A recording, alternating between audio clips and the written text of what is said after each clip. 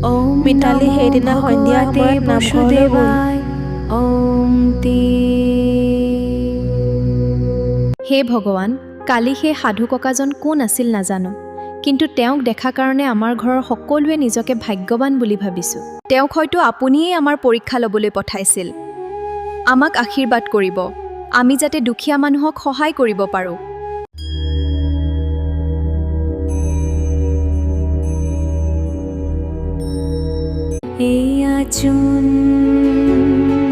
এইজনচোন সেইজনে সাধু ককা যিজন কালি ৰাতি আমাৰ ঘৰত আহিছিল, কিন্তু এওঁ ফটো ইয়াত যে নাই অ'।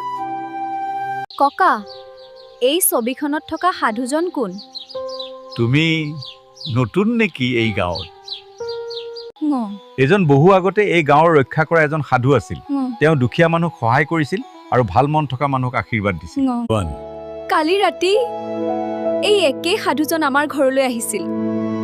যদি সেয়া সত্য হয় তেন্তে তোমালোক ভাগ্যৱান, কিয়নো মানুহে কয় তেওঁ কেতিয়াবা ভাল মন থকা মানুহৰ ঘৰত অতিথি হৈ আহে। সঁচাই, মই এতিয়া সকলো বুজি পালোঁ।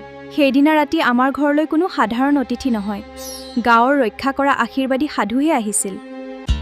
মালতীয়ে ঘৰত আহি সকলোবোৰ কথা ক'লে আৰু সকলোবোৰ কথা তেওঁলোকে জানি বুজি এটা সিদ্ধান্ত ল'লে। আজিৰ পৰা আমি যিমান পাৰোঁ মানুহক সহায় কৰিম, দুখীয়া মানুহক খাবলৈ দিম আৰু সকলোৰে লগত ভাল ব্যৱহাৰ কৰিম। সেইদিনাৰ পৰা তেওঁলোকৰ ঘৰলৈ যিয়েই নাহক কাকো খালী হাতে নপঠিয়ায়, সকলোকে সেৱা শুশ্ৰূষা কৰে। এয়ালক দাইল আৰু ভাত, ভালকৈ পেট ভৰাই খাওক, আৰু এয়ালক 500 টকা কিবা এটা কিনি ল'ব। ভাত ভালদৰে খাই লওক আৰু কিবা দৰকাৰ হ'লে ক'ব। লাহে লাহে গাঁৱৰ মানুহে এই কথা জানিবলৈ ধৰিলে, মানুহে ক'বলৈ ধৰিলে। মিতালী আৰু ৰমেনৰ ঘৰটো দয়াৰ ঘৰ। ভাল মন, দয়া আৰু অতিথি সেৱা কেতিয়াও বৃথা নাযায়।